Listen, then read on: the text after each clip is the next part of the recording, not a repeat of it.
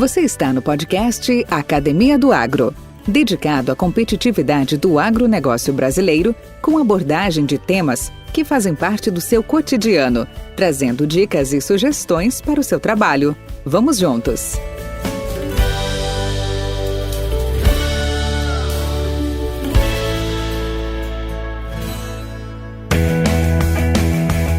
Nas últimas décadas, importantes acontecimentos têm contribuído para a valorização da cachaça e seu reconhecimento como patrimônio nacional. Em 1996, a cachaça foi legitimada como produto tipicamente brasileiro, estabelecendo critérios de fabricação e comercialização. A cachaça é bebida nacional do Brasil, por decreto federal, e é considerada patrimônio histórico-cultural do Estado do Rio de Janeiro e de Minas Gerais.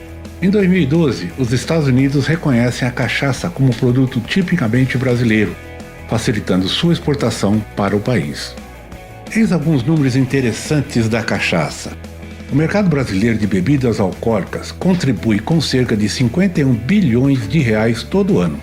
Deste total, a cadeia produtiva da cachaça movimenta quase 15%, ou seja, 7,5 bilhões de reais anualmente no Brasil, alcançando próximo a 86% de market share entre os destilados aqui consumidos. 1,4 bilhões de litros da cachaça é produzida anualmente no Brasil. 70% da produção desta cachaça é industrial e é de coluna, ou seja, destilação contínua, e 30% de cachaça produzida em alambique de cobre. Cerca de 6,9 litros de cachaça são consumidos no Brasil todo ano por cada brasileiro, comparado com a cerveja, que é de 70 litros, e os refrigerantes, que são mais de 85 litros por brasileiro ano. São mais de 40 mil produtores no Brasil, entre registrados e informais, e 4 mil marcas registradas no INPI. O setor gera mais de 600 mil empregos diretos e indiretos. 99% do total desses produtores de cachaça aqui no país são microempresas e menos de 1% do volume produzido aqui é exportado.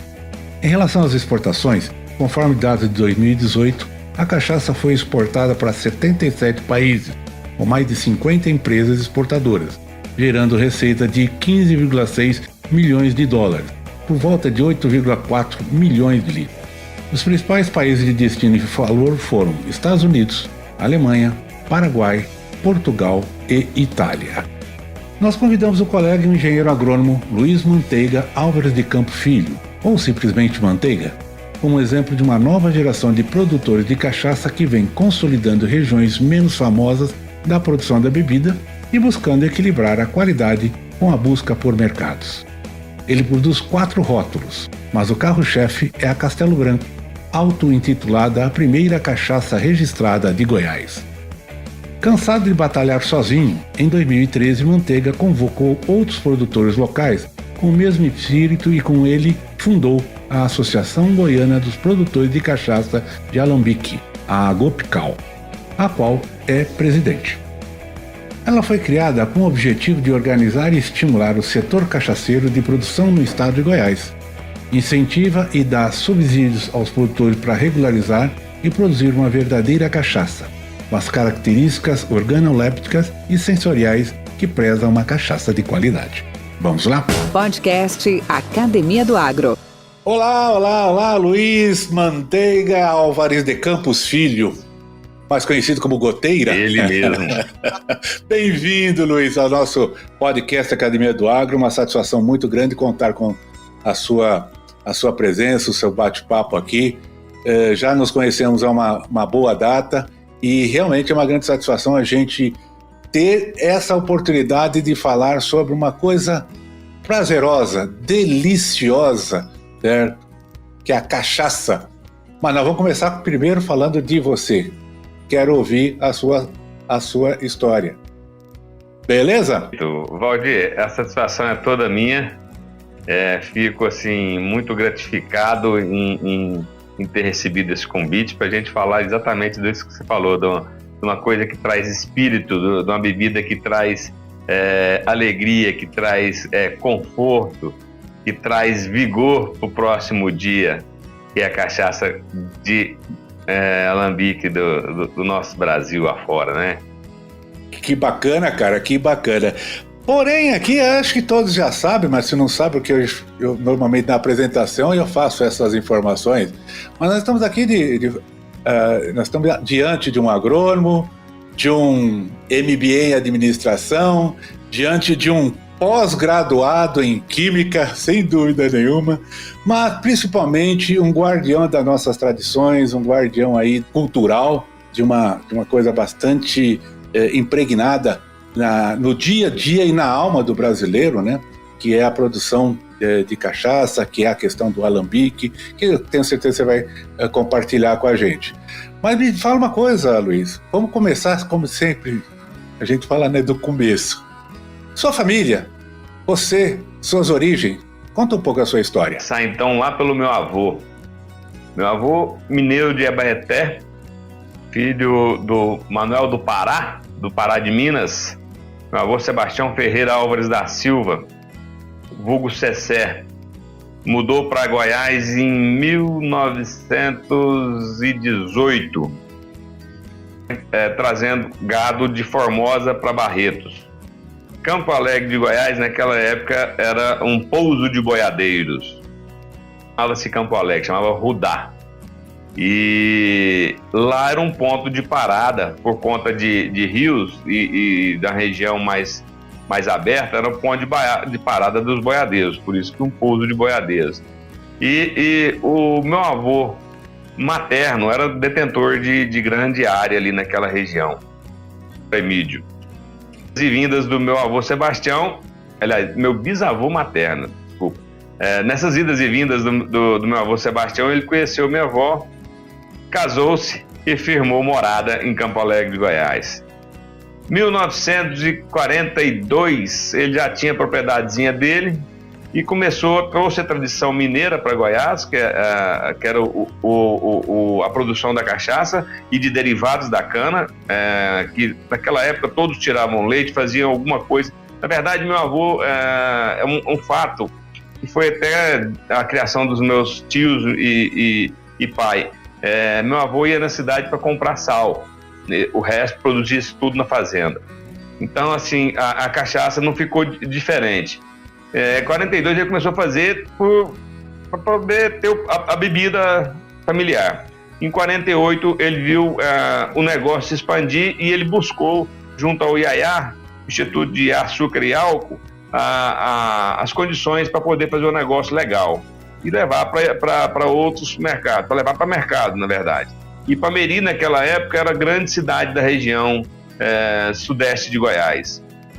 Aliás, de Goiás inteira. Aliás, a agência do Banco do Brasil de Ipameri é a 043, para você ter ideia do nível de idade da cidade.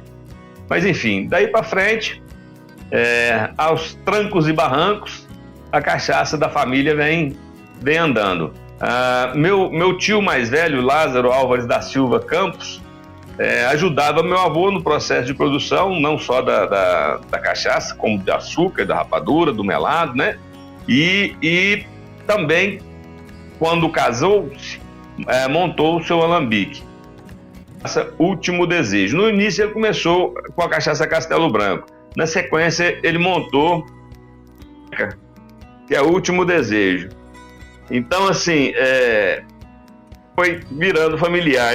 Outro tio, o segundo depois do mais velho, tio Emídio Ferreira Álvares da Silva, também produziu Castelo Branco. Naquela época não tinha, como era tudo longe, tudo ermo, a gente falava a gente falava não, é um fato. Era o sertão do São Marcos, não tinha nada, sabe? Não tinha energia elétrica, não tinha nada.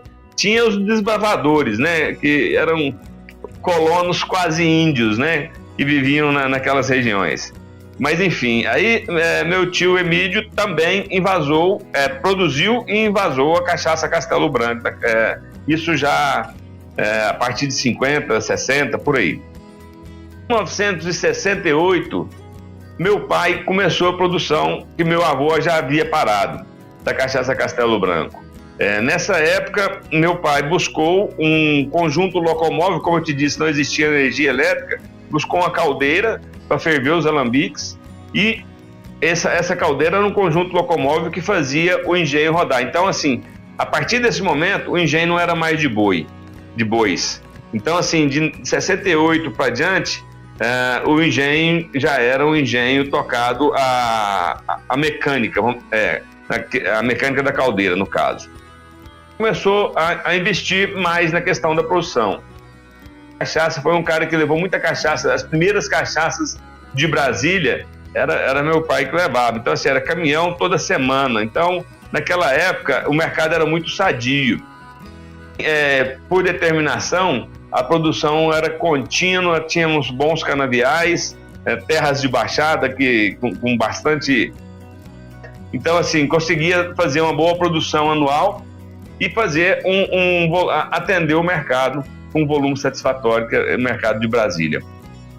Podcast Academia do Agro. Luiz, e o nome Castelo Branco? Qual foi a origem dele? Bem lembrado. Meu avô Sebastião, filho do Manuel do Pará, era bisneto da Joaquina Bernarda de Abreu e Silva Castelo Branco Souto Maior Álvares, não sei das quantas lá, que era baronesa do Pompéu. Ô, louco, cara, que barato. Se você pega o livro da árvore genealógica da Joaquina, da dona Joaquina, tá lá a família do Sebastião Ferreira Álvares da Silva com todos os seus filhos. Não aparecem os netos porque é um livro muito antigo, né? Mas todos os nomes dos meus tios e pai estão lá. Que barato, cara, que barato. E dali veio o nome em homenagem à família, então, Castelo Branco. Justamente. Até na época de Brasília, pessoal, por conta do presidente Castelo Branco, todo mundo falava, dá um pescocinho. Então, quer dizer, um pescocinho porque ele tinha o pescoço curto. É uma brincadeira que meu pai sempre falou, mas não tinha nada a ver. O Castelo Branco veio antes, veio de 40 aí, né? Então, 48, mas Brasília, o pessoal dá um pescocinho, dá um pescocinho. O pescocinho era a pedida do Castelo Branco, entendeu? E quando o seu pai, seu pai, quis levar isso para outros mercados, que ele teve essa iniciativa de registrar, isso que garantiu a primeira cachaça registrada no estado de Goiás? Na verdade, eu acredito que já teve outras, mas em continuidade, a Castelo Branco é a única até hoje, entendeu? Se você pesquisar o CNPJ da Castelo Branco, ele o atual é o do meu pai, de 1968, mas existia o outro anterior, que era do meu avô. Entendi. Mas aí, e você? Qual foi a sua trajetória? Formação, como você disse, trabalhei a vida inteira no mercado agrícola, no agro. Final de 2006, ou meados de 2006, eu fui convidado a trabalhar em Ribeirão Preto, na verdade no estado de São Paulo, para atender usinas de álcool e açúcar, numa determinada empresa. E daí, Ribeirão Preto, que sempre gostei de Ribeirão Preto, e central para mim trabalhar no estado, ficaria mais fácil. E comecei minha jornada atendendo usinas, visitando, levando conhecimento, somente na questão de pulverização agrícola. Que vou falar que voltei para esse mercado por conta da ausência de profissionais nesse legado. Estou te falando de 2006, eu comecei isso em 2000. 2006 eu fui para Ribeirão Preto. 2008 eu saí do agro. Saí, assim, do agro comercial. E voltei agora porque, assim, existe uma ausência muito grande ainda nesse mercado. Então, assim, de conhecimento, sabe, e é um gargalo muito grande nesse setor, a pulverização agrícola. Os equipamentos modernizaram, muita coisa se modernizou, mas o conhecimento técnico, alguns detêm, entendeu? E não passam para frente. A gente leva, por extensionista que sou, a facilidade e o entendimento com as pessoas que estão ligadas nesse meio. Mas, enfim, voltando ao Ribeirão Preto.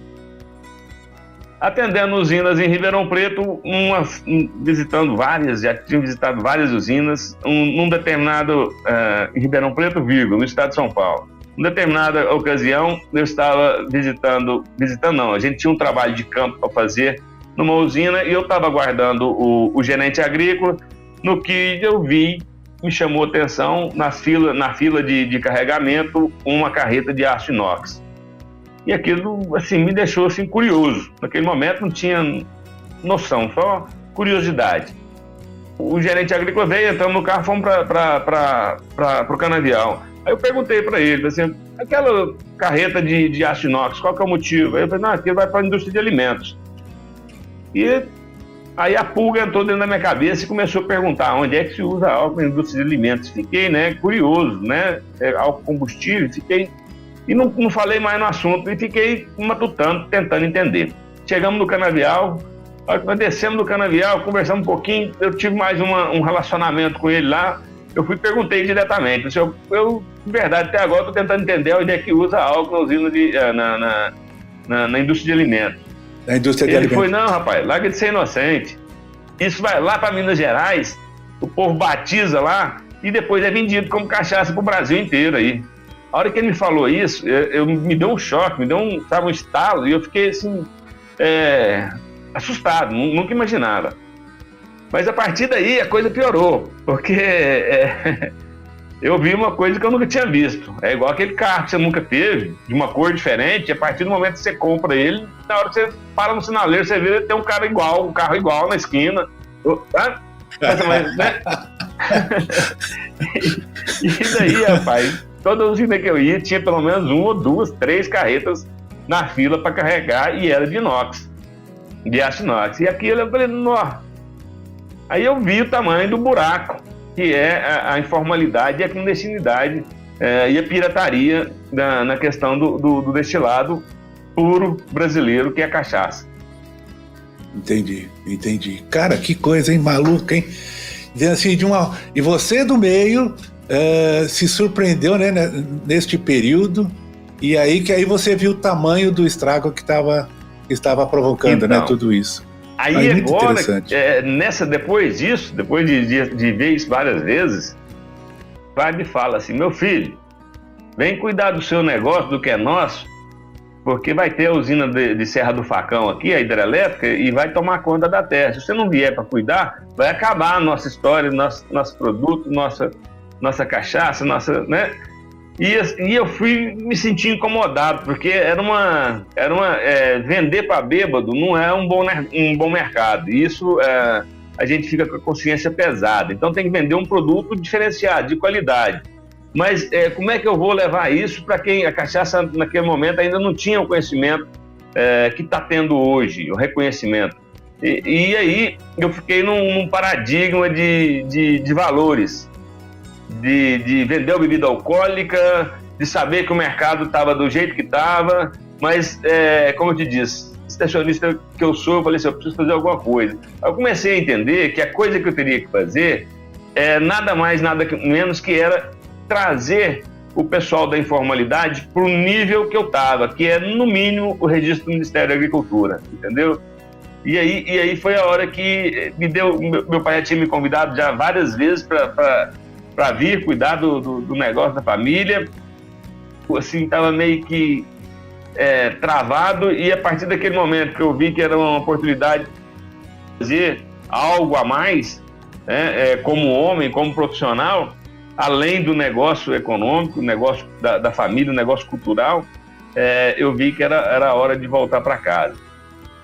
E da empresa, o pessoal ficou todo assustado, porque era um momento que a gente estava crescendo muito. A empresa hoje é uma das grandes no Brasil, mas enfim, nós fizemos o que eu precisava lá no início.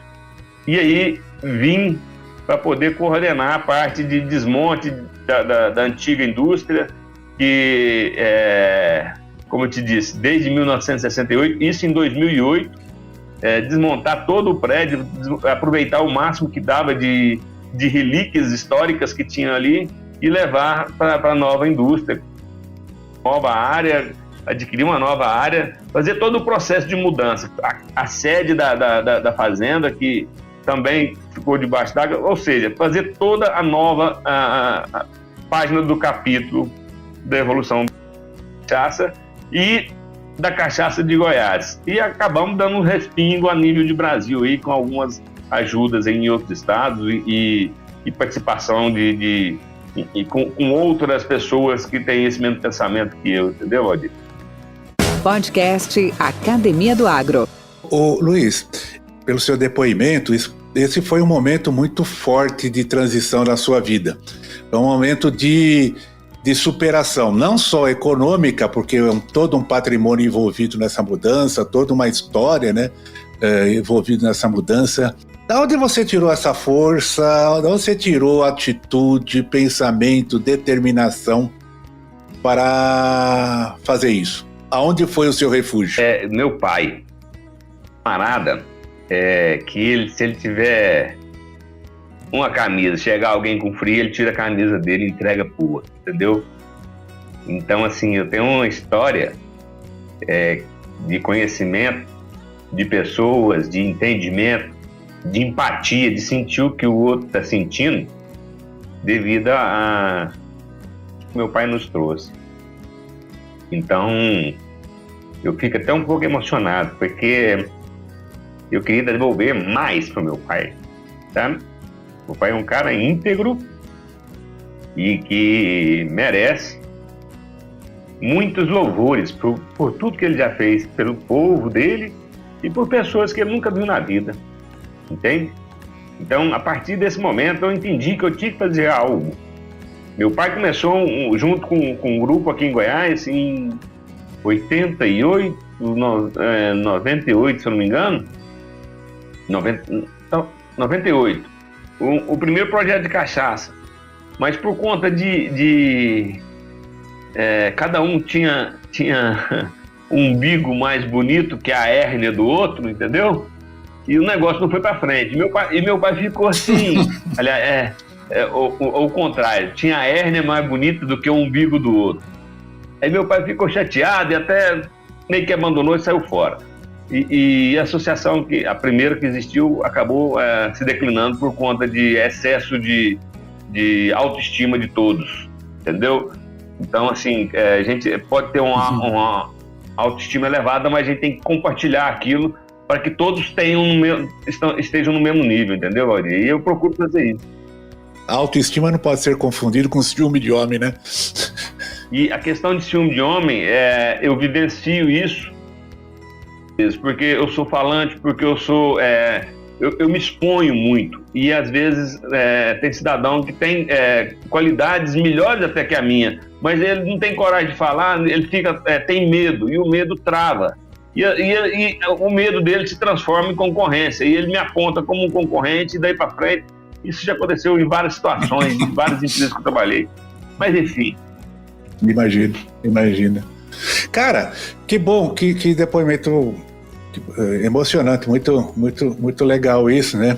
E, assim, como eu também referencio minha família, meu pai também é um grande...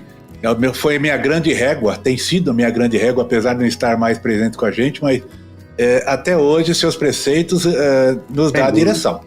É a régua que eu chamo, né? E desse aí você comentou que houve uma primeira iniciativa de uma associação, de um grupo de produtores liderados e junto com seu pai, mas que não foi a êxito. Mas aí você entrou nesse jogo novamente, né? Conta um pouco para nós da Agropical. Quando voltei, fiz toda a parte de estruturação da indústria, eu fiquei totalmente focado naquilo, né? Na indústria, na construção da nova sede, da nova casa, do curral, enfim, tudo. Final de 2008 para frente, até 2012, eu fiquei completamente serviçal, vamos dizer assim, engenheiro, servente de pedreiro, o que precisar fazer, a gente estava lá fazendo motorista, toda obra. leve trás, pau para toda obra, enfim. A partir do momento que a gente começou a produção, estávamos rodando, fazendo o negócio acontecer, e meu pai na atividade junto, então, aí meu pai um dia vai me chega na fazenda e me convida para ir no primeiro workshop do IBRAC, do Instituto Brasileiro da Cachaça. Foi convidado por, então, assessor especial da Secretaria de Indústria e Comércio de Goiás, Moacir Ferreira da Silva, que é Ferreira da Silva, mas nunca foi parente nosso, não tem nada a ver. E até faleceu há um tempo atrás, mas foi um cara que fez um divisor de água, tá, no setor da cachaça em Goiás. nos deu credibilidade e nos deu apoio. O que precisava era apoio. A partir do momento que nós fomos convidados pela Secretaria de Indústria e Comércio para participar na reunião do workshop de Brasília, nós fomos, eu e meu pai. Lá eu conheci outros produtores, como o Abrão, o Zé Saraiva, quem mais estava lá, que são produtores de Goiás. Mas eu não sei se o Célio Sintra estava lá, mas enfim. Além de conhecê-los, eu conheci o Vicente, da Cachaça Soledade. Nega Fulô, todo mundo conhece, que já não era mais dele a Nega Fulô, ele tinha já comercializado a marca. Conversando, trocando informação, naquela época ele era o então presidente do IBRAC. Trocando informação, contando nas dores para ele, e ele falou assim, vou te apresentar a Margarete. A Margarete era então a presidente da Câmara Setorial da Cachaça. E a Margarete está vivenciando um problema parecido com o seu, se não me engano, em Alagoas. Conversei com a Margarete, nossa, Luiz, tal, não sei o quê. Não é seu, é do Brasil, o problema da clandestinidade. Aí falei que tinha outra associação, ela falou assim, se a outra associação não quiser, abre uma nova e tal, e faz romper. E eu, perfeito. Daí ela falou assim, mas eu vou te ajudar, vou te apresentar uma pessoa. Daí ela foi, que estava presente, a Silvia, que era então coordenadora do Sebrae Nacional, sabe? Foi e falou assim, mas o que você quer fazer? Eu falei assim, eu quero fazer um projeto de cachaça em Goiás para a gente evoluir, trazer o pessoal da informalidade para a formalidade, para a gente melhorar a condição de mercado local e, na sequência, a gente fazer um trabalho de unificação, de uma possibilidade de criar uma cooperativa no futuro. E que isso era um dos pilares, é um dos pilares de trabalho nosso, sabe? Porque eu já tinha sentado com alguns possíveis importadores e os volumes são até hoje, né?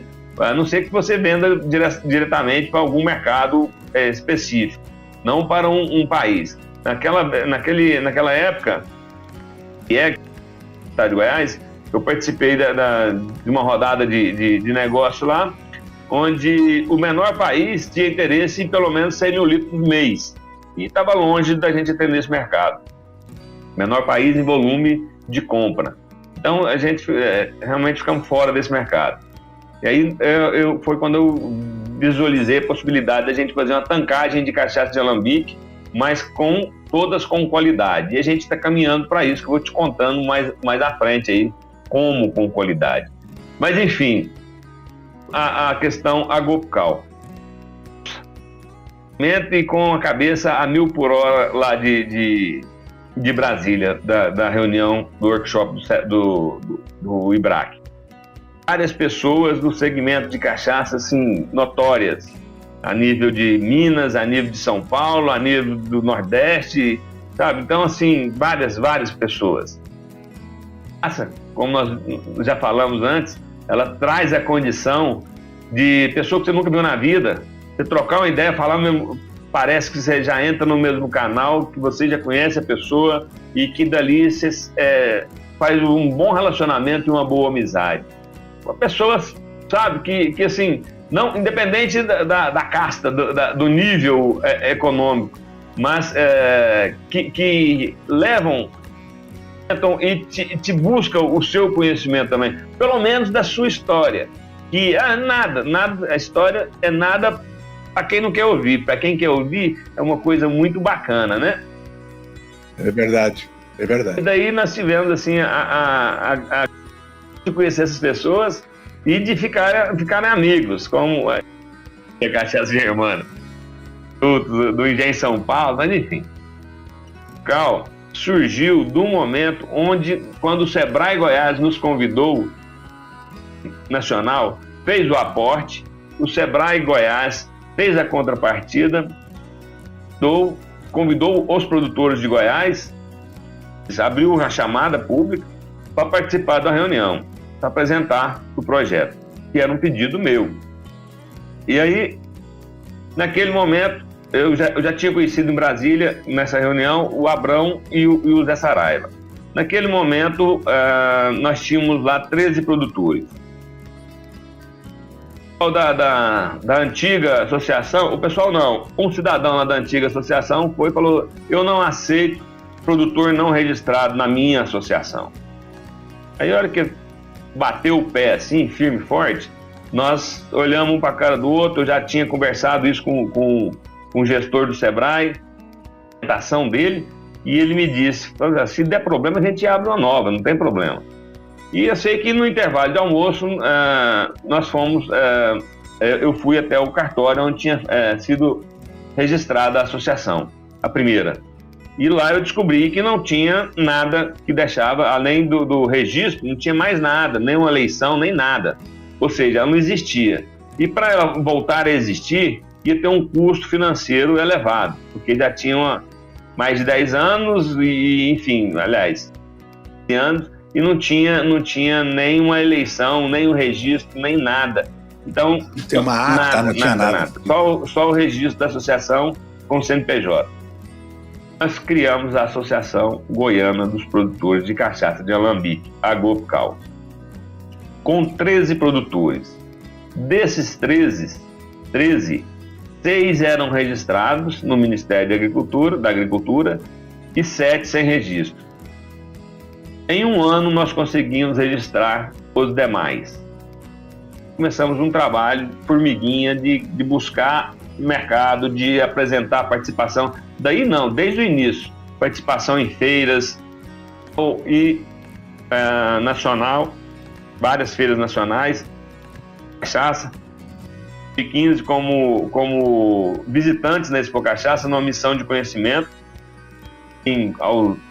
Nunca imaginava que tinha um mercado de cachaça daquele tamanho, assim, ou uma feira daquele tamanho. E a partir daquele ano nós já nos preparamos para, em 2016, ir como expositores, participantes. Em 2016 nós fomos e levamos cachaças para avaliação da degustação às cegas. Das 6 cachaças, 5 ganharam medalha. Então isso foi um ofurô muito grande, não só no evento, mas para nós também. A gente sabia que a gente fazia um produto que a gente gostava. Nós chegamos já com o slogan Paixão de Alambique, que é um slogan da cachaça de Goiás, e a gente faz com paixão mesmo. E só que a gente não tinha, sempre o da gente é mais gostoso, né? E assim, as nossas rodas de cachaça, reuniões, que a partir desse momento, primeira terça-feira do mês, a gente tinha reunião.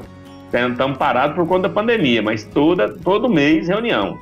E nas reuniões, afinação, troca de ideia, informação, um legado muito bacana. Para quem está começando, para quem é goiano e queira participar da associação, ou queira não participar, queira entrar no mercado da cachaça, não é porque eu estou presidente, mas é porque a informação, nós temos produtores que entraram com um mapa ou com ideia.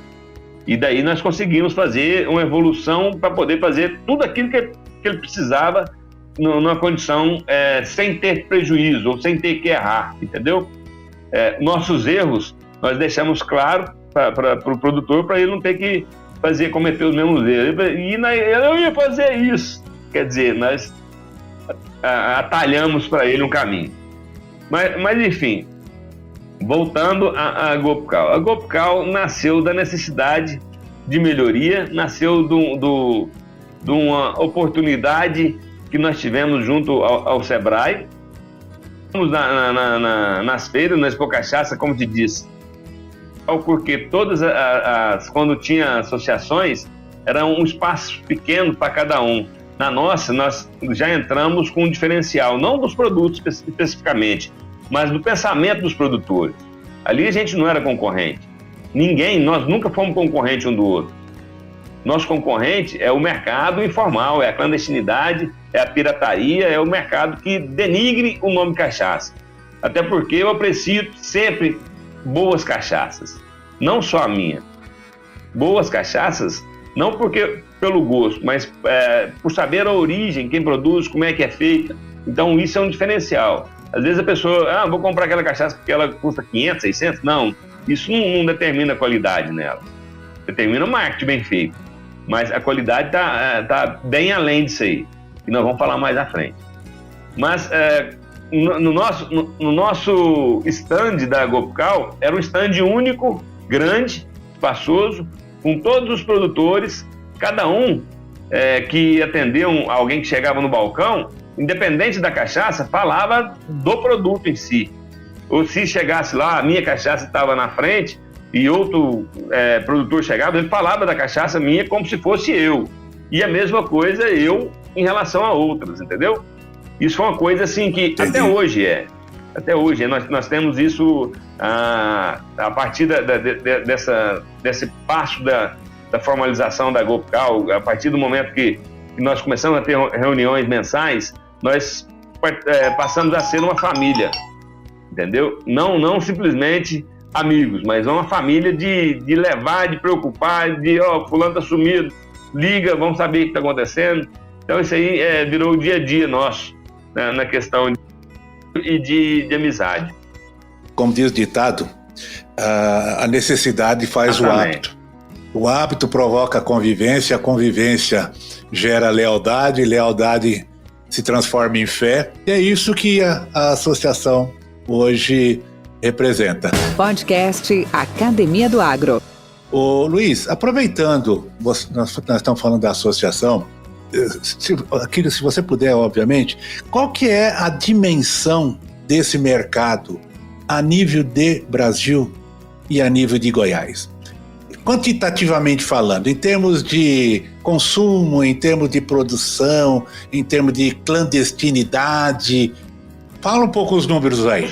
Eu não seria nem louco para sugerir um número desse. Eu escuto sempre, sabe? Existem números que são postados por grandes empresas, mas assim, por que eu não seria louco? Porque eu estaria mentindo. Esse mercado, o tamanho dele é mais ou menos, nós somos únicos produtores da cachaça, mas esse mercado, ele é gigante, ele não existe ainda. Se você falar assim, mercado da cachaça, se você juntar 100 pessoas e perguntar uma por uma quem bebe cachaça ali, se tiver 2 ou 3 é muito. Muito. Pessoas, quando eu digo pessoas acima de 18 anos e nem da data limite, mas você não tem 3% desse número. Que quantas vezes você consome uma dose de cachaça por semana? Não chega a 1%. Ou seja, longe de ser 1%. Quando você trata desse número, ele é muito pequeno em relação ao tamanho do mercado que nós temos dentro de casa. Cachaças de indústria que dominam o mercado, mas nós temos um mercado negro que também domina esse mercado. É o mercado do clandestino e do informal, sabe? Então, assim, quando me fala um número, esse número para mim não existe. Não tem como quantificar esse número ainda. Como eu te disse, quando você fala em carreta de álcool, o álcool é 92, alguma coisa por cento. Ele vai ser rebaixado para 38%. Vai muita água. Então, quer dizer, não tem como eu quantificar esse volume. Então, isso falando do paralelo, é um mercado gigante. Não é tanto assim, tranquilamente, por semana, 1 ou 2 carretas de álcool que vai para o entorno de Brasília. Para essa finalidade. Vira e mexe, prendem alguém lá fazendo e aparece outro e sempre acontece isso. Entende? Enquanto o cidadão tiver, aquele cara que está atrás do balcão, estiver pensando em ficar rico com cachaça, nosso negócio não anda. Não é o meu, é o negócio cachaça no Brasil. Vai ter um ou outro por conta de marketing, por conta de um trabalho muito bem feito, vai estar bem melhor. Mas isso aí também, esse número também é muito, muito pequeno em termos de quantificação de produtores. Mas eu ouvi números estimando o número de alambiques ou de produtor. Alambique, não de produção, destilação contínua de indústrias. Algo superior a 5, 6 mil produtores, é isso? Em Goiás, quando o Moacir fez um levantamento, isso em 2012, 13, ele fez um levantamento meio pegando os números da Emater, pegando os números da da pesquisa do Ibope, não é do Ibope, tem a pesquisa que faz. Mas enfim, ele levantou em Goiás mais de 1.500 alambiques, em Goiás. Em Goiás? Então assim, vamos falar que ele errou pela metade. Seja 700, ou que seja 500, ou que seja 100. É muito mais do que 500, isso aí nós temos certeza. Mas se falar assim, ó, se fosse 100, nós éramos 6%. Se eu conheço um 100, entendeu? Quando você vai na região nordeste de Goiás ali, cara, tem alambique feito de lata de 20 litros, já viu isso? Eu tenho até foto, o Moacir foi lá, visitou a região de Poços de Goiás. Então, assim, é uma coisa assim que destilou cachaça, entendeu? Cachaça entre aspas, né? Mas, enfim, esse tipo de produtor existe. Existe por conta de desconhecimento, existe por conta de ausência de políticas públicas, entendeu? E isso aí uma mancha que nós temos na cachaça.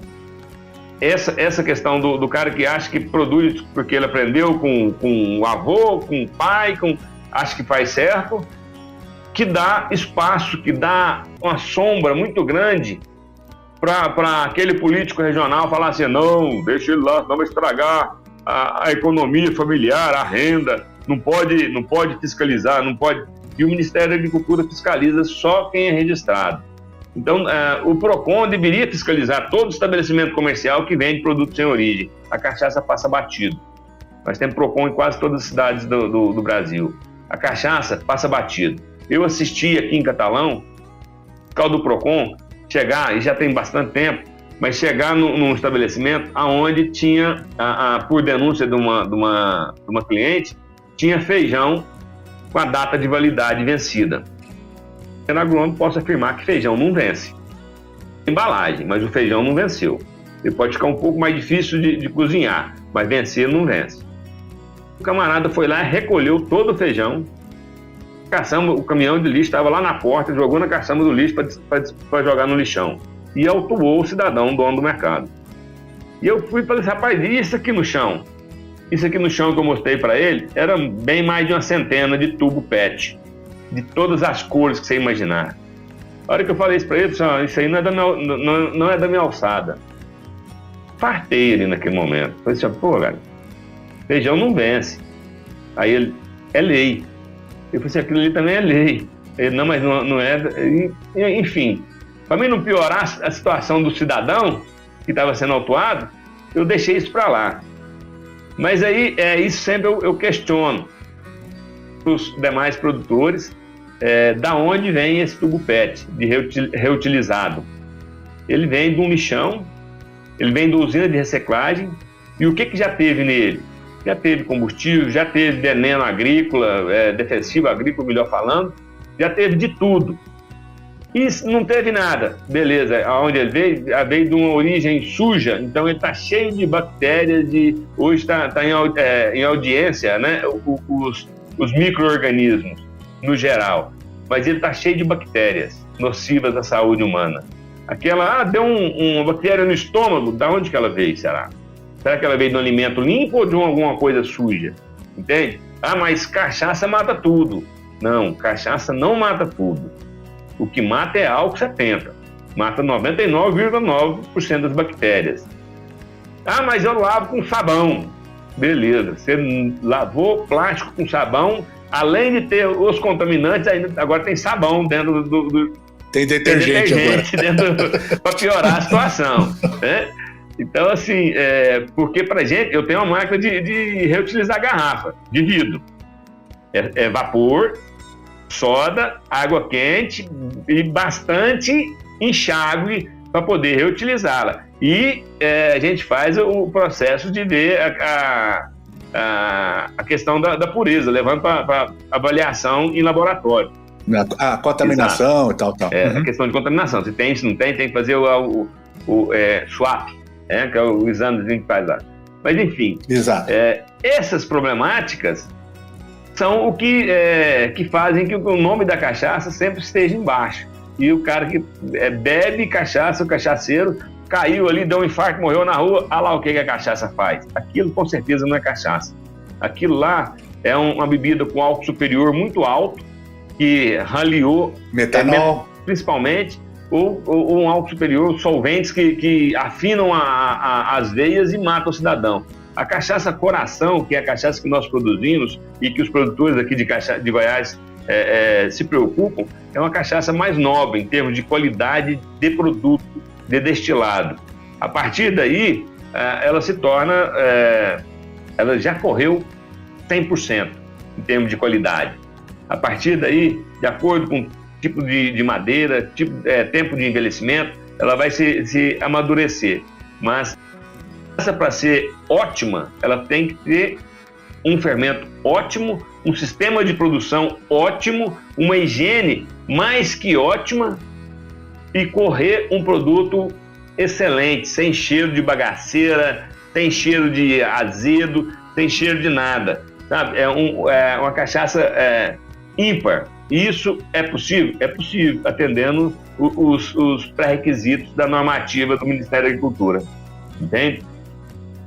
Luiz, nesse tópico aí, eu sou testemunha, participei de vários momentos em termos de instrução, em termos de conhecimento, palestras de técnicos que vieram aí, hoje são referências aí no país em termos desse trabalho.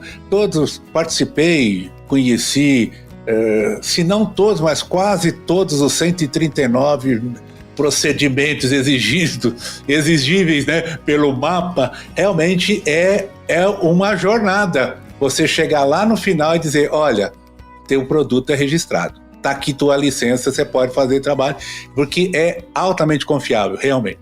Mas eu queria ouvir de você, até pelo trabalho que eu sei que é diferenciado aqui em Goiás, da questão dessa diferenciação da cachaça goiana, principalmente com o trabalho em relação às fontes de inóculos, os fermentos, tá? E também a questão de madeiras, que vocês estão desenvolvendo um trabalho bem bacana aí de avaliação, né, e de classificação em termos de cachaças armazenadas em madeiras nativas. Valdir, falando da questão de treinamento, nós conseguimos, naquela época, eu acho que foi 2014 para 2015, falei assim, eu já tenho, eu vou ali. Fui lá no Ministério da Agricultura, foi antes da gente montar a associação, falando, e pedi um curso de boas práticas e de registro de estabelecimento para o Ministério da Agricultura. O auditor fiscal falou para mim, meu amigo, você bateu na porta errada. Nós não somos consultores, nós somos auditores fiscais. No momento, eu falei assim, rapaz, a gente não pode fechar o conhecimento. A gente tem que levar o conhecimento para depois a gente cobrar. E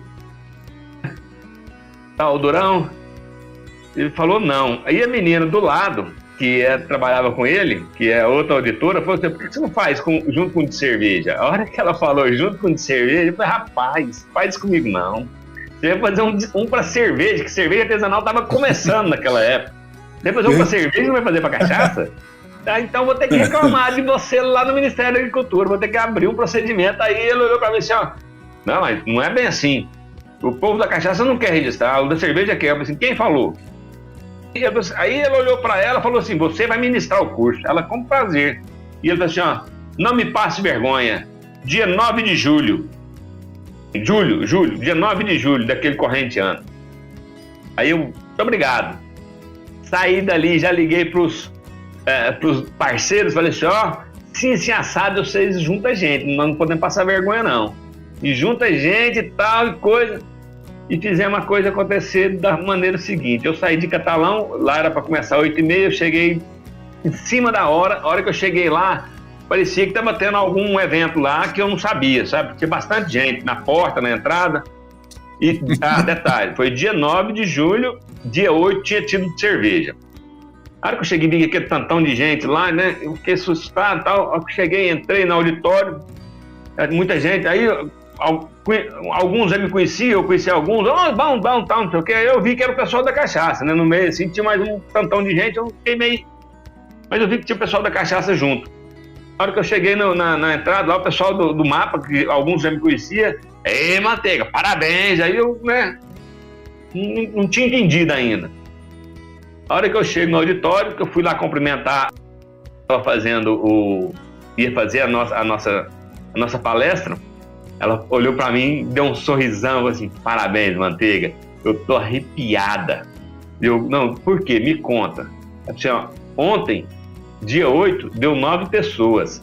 Hoje, até agora, tem 48 inscritos. O de cerveja deu 9 pessoas. O de cachaça tinha 48 no que eu cheguei. Na verdade, fechou em 54. Enfim, naquele momento, eu me empoderei, vamos dizer assim. Eu me empoderei, assim... Sem dúvida. Eu vi a importância da gente levar o conhecimento e vi a carência que os produtores e possíveis futuros produtores tinham naquele momento. Fizemos o primeiro curso de boas práticas de produção de cachaça de alambique e de registro de estabelecimento ministrado pelo MAPA. Foi um grande diferencial. A partir daí, nós temos uma região aqui, uma cidade chamada Orizona, que é uma região de antigos produtores de cachaça. Então, em Orizona, nós tínhamos lá uma outra associação que nós criamos com o apoio do nosso diretor financeiro, o seu José Natal, que é de lá de Orizona. Naquela época, nós tínhamos 2 cachaças registradas em Orizona, a Mercedes e a Minha Saudade, do seu José Natal, que tinha acabado também de registrar. E ele montou a APACOR, que é a Associação dos Produtores e Amigos de Orizona, da cachaça de Orizona. Enfim, nós precisamos fazer alguma coisa lá para levar o conhecimento, porque às vezes o pessoal não pode sair por causa da distância. Fui lá no MAPA, de bate-pronto, aí não teve negacionismo, de bate-pronto, marca a data que a gente vai fazer lá. E fizemos o segundo curso de registro de estabelecimento lá em Orizona. Na verdade, deu acho que 25 ou 27 produtores locais, regionais ali. Enfim, esse conhecimento, eu estou dizendo assim, aquele conhecimento que vem direto do forno. Que forno? Quem te registra? O MAPA. Então, nós trouxemos informações direto do cobrante para o entrante. E isso fez um diferencial muito grande. Lá em Orizona, na sequência, quando eu digo Orizona, engloba-se região, Silvânia e outras cidades ali. Depois disso, nós já registramos mais, acho que 2 ou 3 alambiques e tem mais alguns em fase, sabe? Quando eu digo nós, eles mesmos se registraram, né? Que buscaram condição de melhorar. Só não registraram a maioria ou a totalidade porque a informalidade pondera. Aí volta naquela questão política, que não, porque lá, porque tem a tradição, porque isso, porque não pode. E, na verdade, existe um problema muito sério de saúde pública que está envolvido nessa questão. Aprendeu a fazer e está fazendo errado e continua fazendo errado porque é errado que dá dinheiro, entendeu? E na informalidade ninguém cobra dele e não tem problema de qualidade do produto final. Ou de quem não está preocupado com quem vai beber. Cachaça é tudo igual, né? Cachaça entre aspas. É destilado alcoólico, dá o mesmo efeito, né? Essa é a ideia de quem vende, não de quem consome. Quem consome quer consumir alguma coisa muito boa, mas não tem essa oportunidade, na maioria das vezes. Podcast Academia do Agro. Bom, me fala das madeiras, como é que está esse trabalho? Temos um trabalho junto com, depois de Sebrae, do aporte do Sebrae, nós começamos junto com o Senai de melhoria de qualidade e inovação tecnológica. Aí nós buscamos levar a informação mais minuciada ao produtor.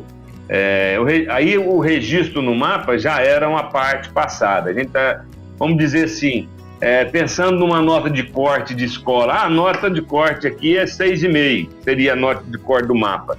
A nota de corte aí nós, junto com o Sindicato de Alimentos e Bebidas de Goiás, e junto com o Senai, o grupo Sistema S, né, nós buscamos evoluir a qualidade desse produto. Foi quando nós fizemos uma reunião junto com o Senai, junto com a FIEG, junto com o SEBRAE e a Embrapa Ambiental de Jaguariúna, Dr. Cláudio. E aí nós criamos um modelo, a inteligência 100% AgroOpcal, criamos um modelo de trabalho para levar a condição àqueles produtores associados à AgroOpcal. Isso é importante falar. Como é a inteligência da AgroOpcal, nós criamos um controle, um tipo de controle baseado no selo de alimento seguro, o selo de alimento confiável, que é dado a empresas que atendem a requisitos na produção dos seus alimentos. E quando eu propus isso, mas cachaça não é alimento? Sim, cachaça é alimento. Cachaça é enquadrada no registro de alimento. Então, a gente pode fazer alguma coisa nesse sentido. E apresentei a ideia, né? E, na verdade, foi uma reunião antes dessa que eu estou te falando. Apresentei a ideia e, a partir daí, a gestora do Senai Goiânia, da Vila Canaã, Laboratório Senai, entendeu minha ideia e multiplicou e buscou e fez a reunião maior. Dessa reunião maior, nós criamos um modelo para cachaça de alambique do estado de Goiás, todos registrados na AgroOpcal, para a gente evoluir aquele processo de produção e melhorar as qualidades que eu te falei. O exame de SUAB é feito em todos os passos de produção da cachaça dos nossos registrados. Com o avanço da pandemia, nós conseguimos registrar 4 unidades produtoras. A de Caldas Novas, Vale das Águas Quentes, a de Cristalina, da Cachaçaria Cálida, do Célio Cinta, Caldas do Zé Afonso, Cachaçaria do Célio Cinta, de Cristalina, São João da Aliança, com o Zé Nacipe, Cachaça Capão da Palha e Fininha, e Caialua e Formosa, do Zé Saraiva. Nós conseguimos adequar e atender o selo, que é o selo de alimento confiável, de alimento seguro, de acordo com os propósitos que nós criamos junto com o laboratório, junto com todo o contexto técnico ali, para poder levar isso ao consumidor.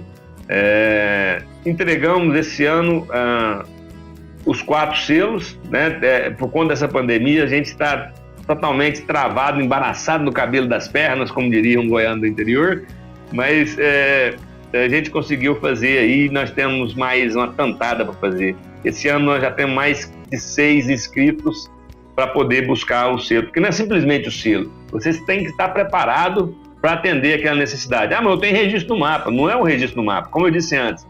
Se a média do mapa é 6,5, a primeira estrela para você conseguir um selo é 7,5. A segunda é 8,5 e a terceira estrela é 9,5. Então, ou seja, aquele que tem 3 estrelas, ele é top das galáxias. Hoje, os que conseguiram a primeira estrela. Então, e não se consegue as 3 estrelas no primeiro ano, entendeu? É uma questão de continuidade. Isso se fosse levado aí pela classificação oficial, que eles chamam de standard, né? Que é o tal de ISO, né? Esse é o ISO goiano da cachaça. Tá exatamente. É o processo de qualidade superior, onde você vai adquirindo cada vez mais expertise, cada vez sendo mais superior do que aquela que já é superior, né? Fantástico isso aí. Então, e as madeiras? As madeiras, nós... porque, eu te falei, a Embrapa Florestal Ambiental de Jaguariúna, Dr. Cláudio, justamente pela condição que nós temos um problema no cerrado, que é o desmate para poder formar lavoura ou para desmatar e plantar pasto.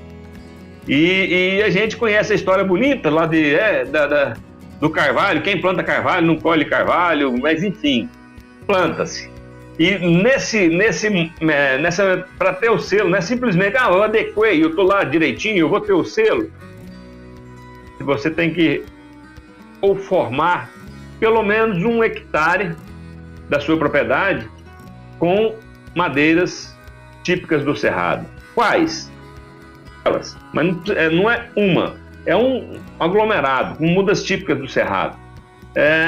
A partir de então, nós começamos um trabalho junto com a UFG e o Senai, a doutora Carla Cristina, que nós lançamos ela no mercado da cachaça e hoje ela está aí dando aula, né, sobre cachaça, sobre envelhecimento. Ela conhece muito realmente, e quando eu conversei com ela a primeira vez, eu falei assim, nós temos condição de jogar você lá para cima.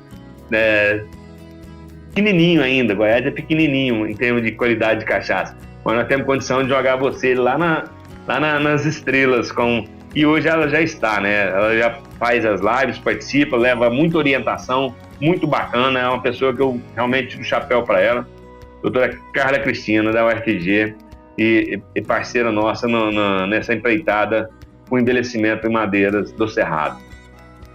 Surgiu essa questão madeiras do Cerrado. Como eu te disse, eu sou assim, um pouco antigo nesse segmento cachaça, e eu uma vez falar para mim assim, cachaça função, cachaça tem função, cachaça boa função. Aí eu repetiu essa cachaça função para mim umas 4, 5 vezes. E eu queria entender o que era cachaça função.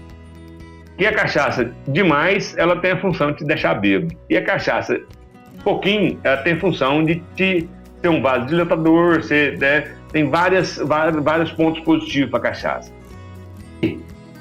Essa função entrou na minha cabeça e eu falei assim, nós temos no Cerrado aí várias madeiras do Cerrado, finalidades terapêuticas, né? Fitoterápicas. Então, quem sabe a gente consegue levar alguma coisa dessa para cachaça.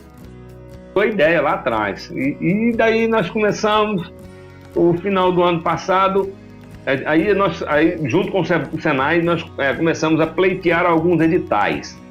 E no final do ano passado, nós fomos a Cachaça Cálida, do Célio Cinta, agraciado, e está para vir aí.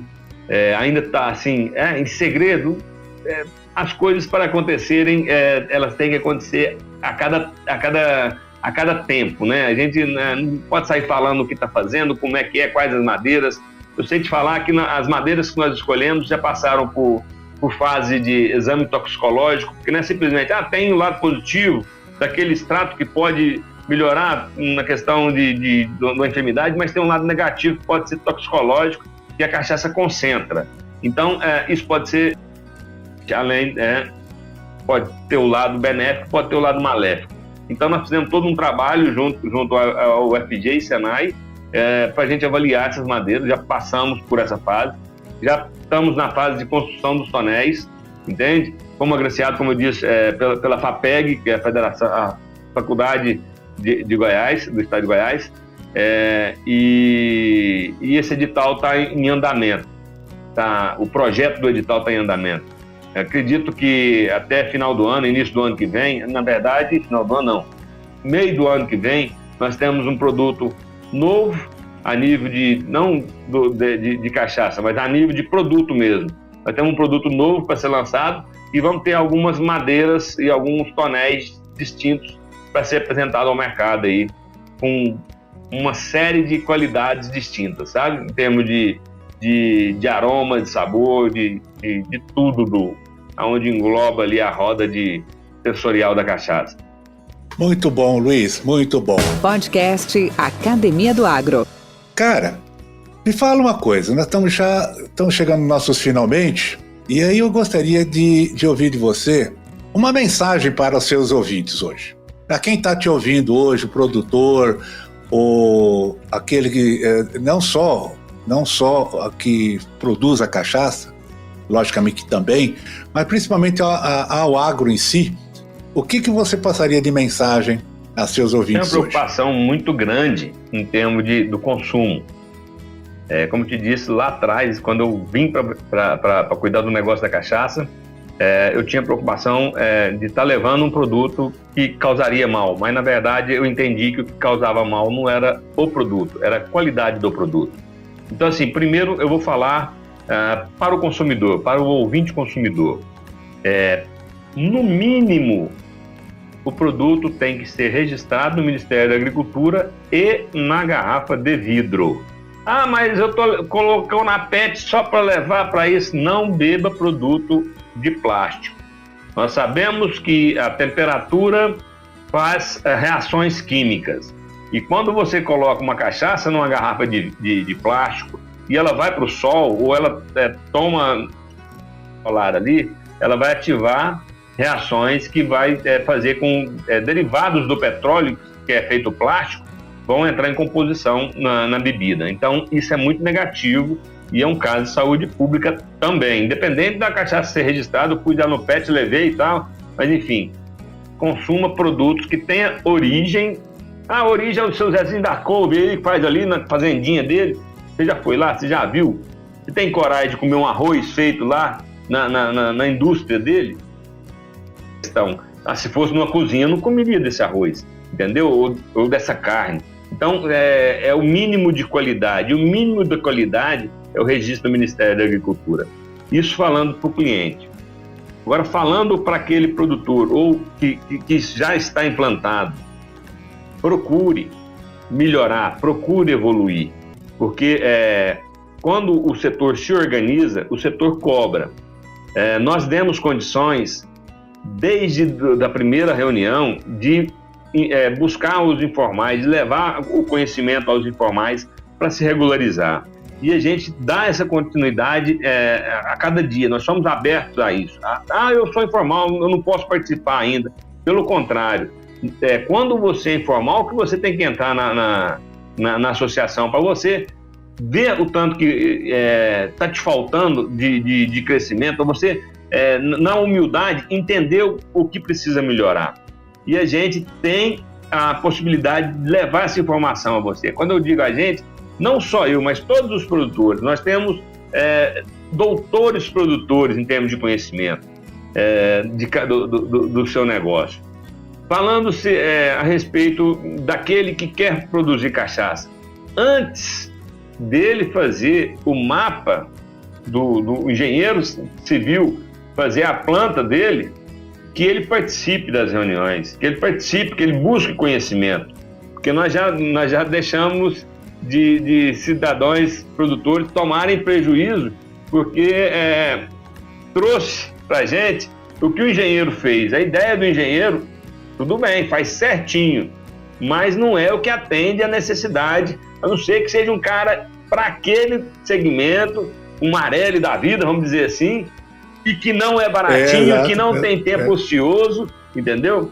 E que vai gastar uma fortuna aí para poder fazer e a gente tem esse conhecimento de facilitar. Viu, Luiz? Tinha um mestre que, numa das minhas entrevistas, falava muito bem. Ele falava assim: olha, o que conselho você dá para qualquer produtor, ou para qualquer trabalhador, ou para qualquer operador? Ele dizia o seguinte: cara, a pior coisa que existe no mundo, tá, que dá prejuízo, tanto financeiro, como de trabalho, como de consciência, chama-se retrabalho. Procure fazer bem feito da primeira vez. Demore um pouco até, não tem problema nenhum. Mas faça o melhor que você puder fazer primeiro. Porque para depois você refazer isso daí, não é nada agradável. Retrabalho é péssimo. É bem isso, né? A pior coisa do mundo é você construir um prédio lindo, bacana, do jeito que você quis, do jeito que você sonhou. Aí, a hora que você chega, um fiscal do ministério lá, vai falar assim: essa parede aqui, ó, pode quebrar ela, que ela não existe. Ou então, não, aqui você tem que fazer uma parede aqui, porque é contaminação cruzada. Ou então, sabe, alguma coisa que vai dar errado e apaga o seu sonho e quebra sua crista naquele momento. Isso acontece. É a coisa que acontece, não vou falar em 100% não, mas em 98% unidades produtivas que vão receber a primeira visita lá, acontece porque o cara fez do jeito que ele achou que era, porque ele viu fulano, ele não perguntou, ele não foi atrás de orientação. Eu até acho, Luiz, que alguns anos atrás não se tinha nem o que se seguir, não se tinha muito claro isso, a coisa, tudo bem, mas hoje existe plano diretor para isso, hoje existe orientação para isso, hoje existe toda passo a passo, é só é só seguir. Se é um engenheiro civil, cara, leia isso aqui primeiro, ó. Aqui vai ter que ter azulejo, aqui vai ter que ter uma parede, ali vai ter que ter ventilação forçada, aqui vai ter que ter telado, né? É só isso. Tá lá, tá tudo escrito hoje, né? Hoje já tem, entre aspas, uma receita de bolo básica feita, né? E as pessoas só têm que seguir isso. Ou deixar um pouco vamos falar da iniciativa só, né? Não, eu sei fazer, vou fazer sozinho. Não é bem assim, né? Hoje tem protocolos a serem seguidos. Não, desde a IN13. Ok, né? Exato. Então, exatamente. assim, só que a IN13 é um livro, não é 3 folhas. Então ela fala de todos os detalhes que tem no sistema de produção. E quem que lê? Não, pode até ler, mas entender. Ah, tá. Aí é outra situação. É outra história. Entendeu? É outro integral. Aí assim, não, vou fazer, depois eu vou corrigir. Não existe isso, fazer e corrigir. Existe fazer o certo. E isso é muito bacana, porque assim, você disse, antigamente tinha que ler a IN13. Hoje, se você entrar na internet aí, o Google vai às vezes, te dar o passo a passo de como uma indústria.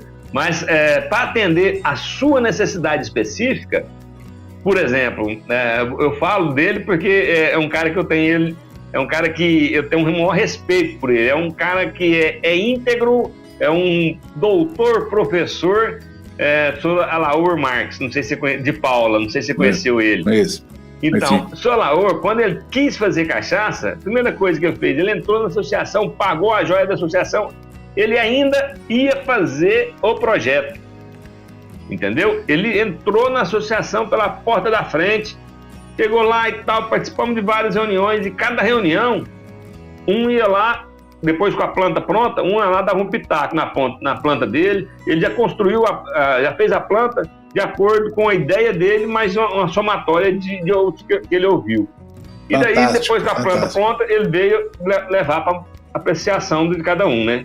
E cada vez um ia mostrar alguma coisa, trocava alguma coisa, vou ter que corrigir. Aí ele ia marcando eu já fiz umas 3 impressões desse mapa. E parece que cada vez que eu faço, fica melhor um pouquinho.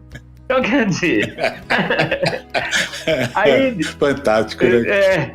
E assim, eu não estou falando de um cidadão que não tem conhecimento, não. O doutor Alaor não é qualquer, ele é um cara que entende, é um cara que ele é na frente em termos de conhecimento de muita gente, sabe?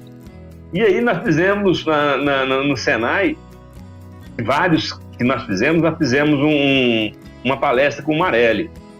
E aí, na parte da manhã, o Marelli falou de como, né, de tudo. E de registro. Eu participei desse então, curso. Você estava lá, né? E aí,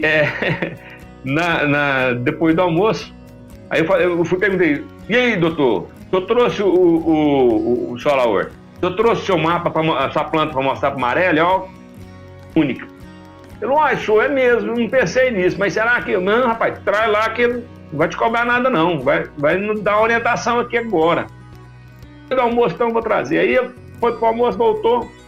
Aí, naquele intervalo que estava lá, o pessoal reunindo ainda, com o Marelli conversando, e o Marelli apontava, e não, eu fiz assim porque eu quero crescer, porque é pequeno, aqui não, é porque eu vou crescer, e eu e o Célio Cinta estavam sentados do lado, apresentando, e ele tal, não sei o quê. Aí teve um momento que o Marelli foi para você, Sr. Alaor, primeira vez que eu vejo uma planta tão bem feita igual a essa.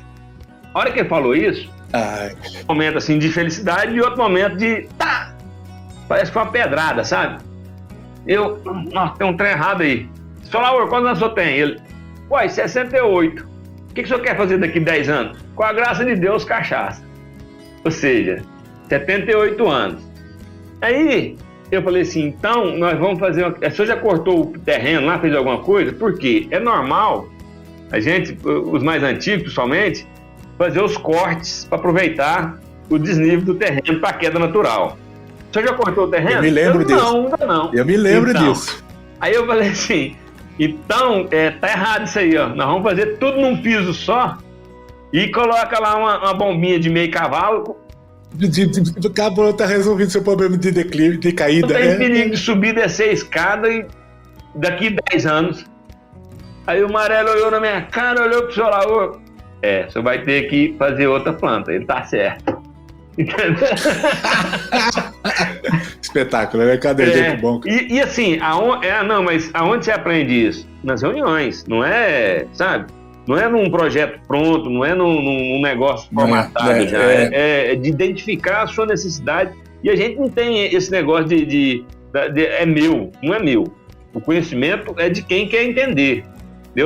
A percepção que eu tive naquele momento era a percepção de fazer, um jovem senhor que está aposentou e quer fazer o que ele ama. E nosso negócio é paixão. E tem que fazer o que ele ama com condição dele ir e vir, né? A condição dele ir e vir é tirar os desníveis, né?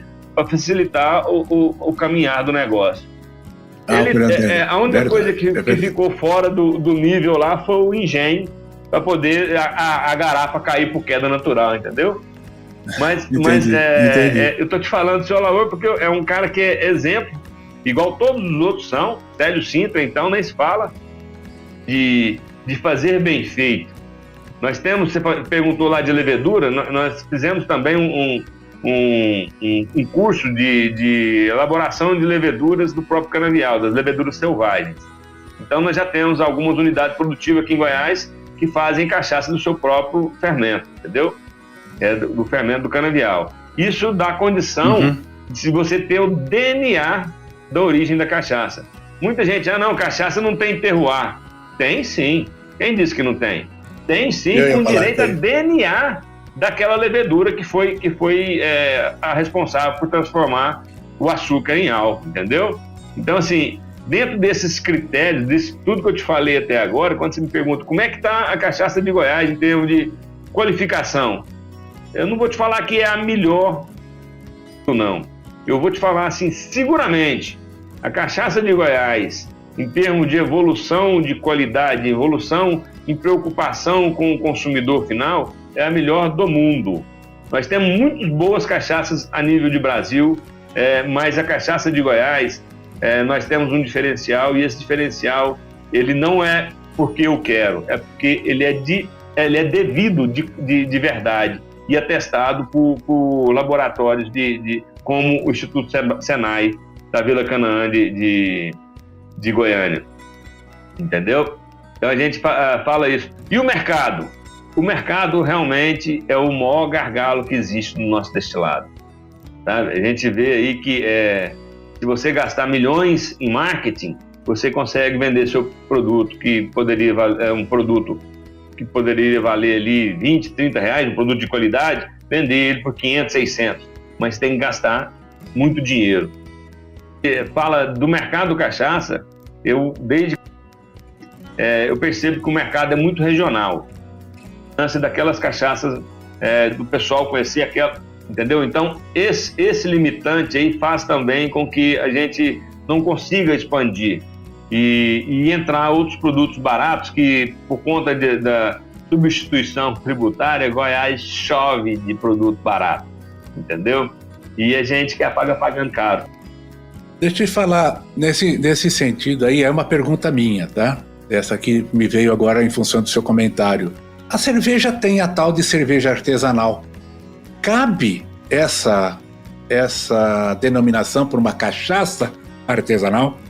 Ou seja, o que eu estou entendendo como artesanal é assim, ela é feita no espírito artesanal, mãos a mão, feito ali propriamente dentro da sua realidade, mas sem aspectos comerciais. Não tem como ser comercializado, ali é de seu uso. Faz sentido isso? Isso funcionaria? Ou funciona? A cerveja artesanal, na verdade, eu não sei como é que está o entendimento do MAPA em relação a isso, sabe? Porque é só um fermentado, né? Fermentado e filtrado. Então, o sistema é um processo, dois processos. Fermentação e a filtragem. No caso da cachaça, ela tem algo mais, que a destilação envolve realmente a questão de separação de fração. Então, isso não pode ser artesanal. Se você fala que é cachaça artesanal, você já está infringindo uma lei, porque não existe um produto industrializado de artesanal. Porque nós vamos transformar processos. A gente transforma a garapa em fermentado e um fermentado em destilado. Mas não é um destilado, é uma fração de destilado. E se tudo que correr ali for destilado, a gente cai naquilo que eu te disse antes, que é um produto contaminado com álcools superiores, com vários elementos nocivos à saúde. Entende? Entendi. Não, ficou claro. Podcast Academia do Agro. Luiz Manteiga, deixa o seu contato para quem quiser, ao ouvir a nossa entrevista, quiser mais informações ou quiser se adentrar, se informar um pouco mais da Agopcal, quiser ter aí um esclarecimento mais profundo sobre esse setor tão apaixonante, tão bacana que é a produção, né, de cachaça de alambique. E deixa aí, como é que consegue falar contigo? Eu vou passar o meu zap, o e-mail da Agopcal e o e-mail da Cachaça Castelo Branco. Meu zap é 64 999 84 1201 cal@gmail.com e Cachaça Castelo Branco, Cachaca Castelo Branco @gmail.com. Contatos a gente consegue se falar. O zap hoje é mais na palma da mão, né? Quando vai abrir e-mail tem uma enxurrada de e-mail de publicidade ali que acaba deixando a gente meio perdido. Complicado. Viu, Luiz? Eu quero te agradecer novamente. Esses seus endereços, esses seus contatos também estarão na descrição do podcast, ali na parte a gente chama de web notes, mas essa parte de descrição vai ter todo lá o contato do Luiz, para quem estiver interessado. E, Luiz, muito obrigado por essa oportunidade, por esses esclarecimentos. Foi muito bacana, muito enriquecedor a sua entrevista. E eu gostaria de deixar esta arena do podcast aberto para as tuas futuras participações, principalmente aí com essas novidades, com esses novos lançamentos, principalmente para a gente até abordar, por que não, com um pouco mais de profundidade, toda a questão de processo da produção de uma cachaça de alambique de qualidade, normatizada, legalizada. Quem sabe a gente possa ter essa oportunidade, e eu deixo o podcast Academia do Agro à sua disposição para a gente ter mais esse espaço de exposição, mais essa vitrine, né, para a cachaça goiana. Obrigado. Eu que agradeço e parabenizo você pelo trabalho que você vem fazendo, na verdade. Em si, assisti a algumas das suas entrevistas, são todas enriquecedoras em termos de conhecimento, de novidades. E, assim, é muito bacana a gente ter um espaço para mostrar aquilo que tem que ser feito de melhor. Não o meu, mas o que tem que ser feito no geral, entende? Então, assim, às vezes você viu que eu citei vários produtores que estão, e eu não estou ainda, porque eu estou com alguns problemas particulares em relação à produção. Mas isso não me intimida e não me bloqueia de levar o conhecimento, de levar daqueles produtores que querem fazer um negócio, entende? Então, assim, agradeço mais uma vez a participação no seu podcast, te parabenizo pelo trabalho, pelo empenho que vem fazendo, e com certeza nós vamos ter aqui um outro bate-papo para falar sobre a bebida mista destilada e gaseificada envelhecidas em madeiras do Cerrado Goiano. Nós vamos ter um espumante de Goiás. Bacana, hein? Olha, e nós vamos fazer o seguinte, essa aqui foi virtual, você já pode se preparar aí que a gente vai fazer uma ao vivo e em cores, com degustação, que aí fica muito melhor, certo, não? Tá certo, sem dúvida. Aquele abraço por semana. Muito obrigado, viu, Valdir? Obrigado. Abraço. Mentes brilhantes incentivam outras. Crônicas do Agro, com seus especialistas e líderes comentando, opinando e analisando diversos assuntos através da sua ótica e de sua experiência.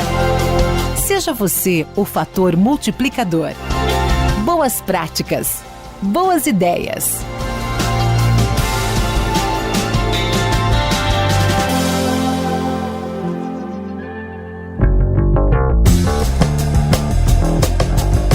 Olá, meu nome é Luiz Fernando Esgoda, da LFZ Consultoria em Agronegócios.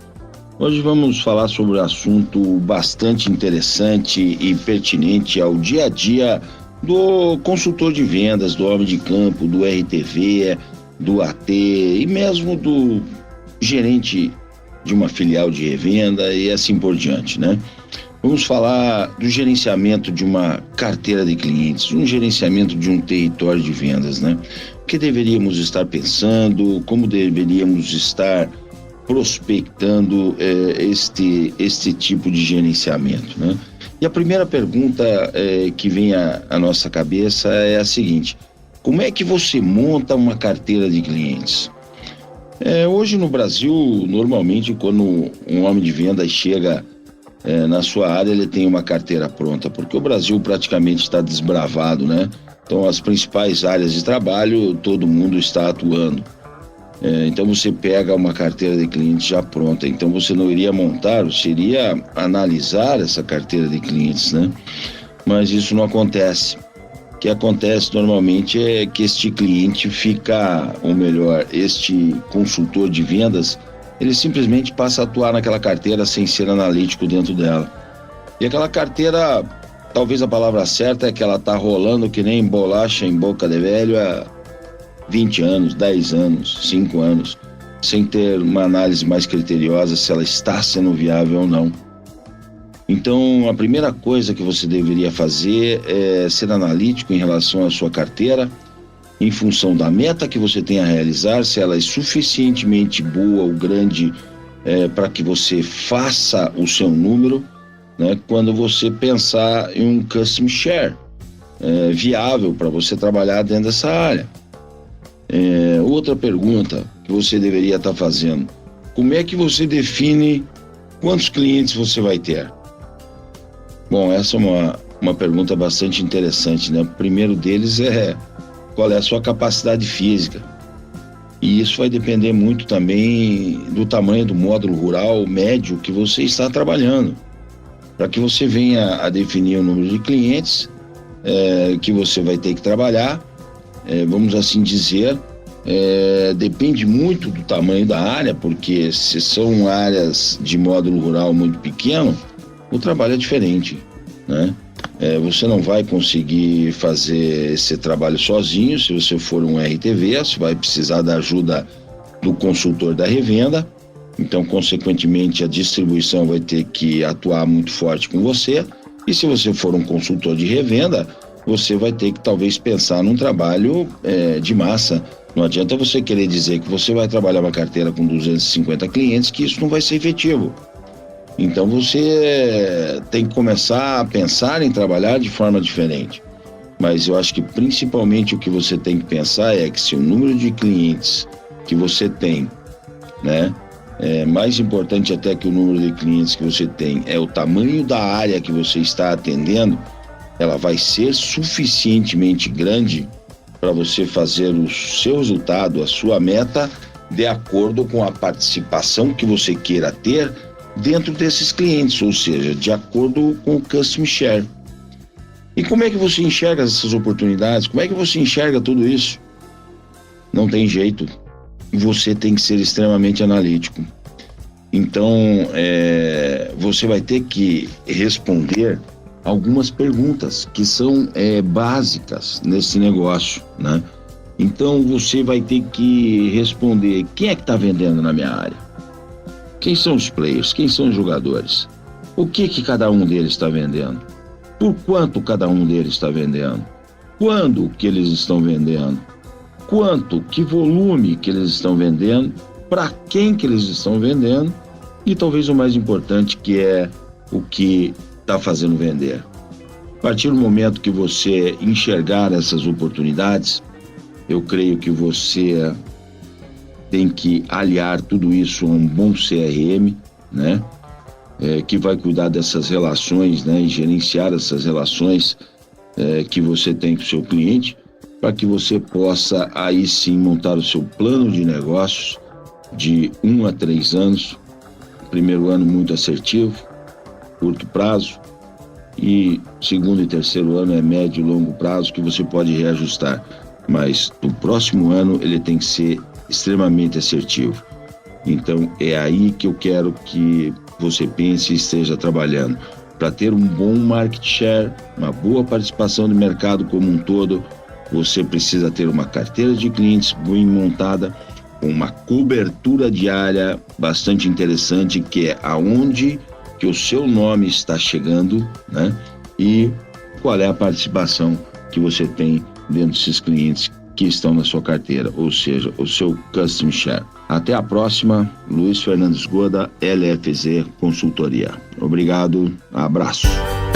Com temas expressivos e dinâmicos, esse intercâmbio semanal visa oferecer um melhor desenvolvimento em suas habilidades profissionais e nas atividades e práticas do seu cotidiano. Somos da Academia do Agro, o podcast para todos aqueles apaixonados pelo agronegócio. Te aguardamos no próximo episódio. Até lá!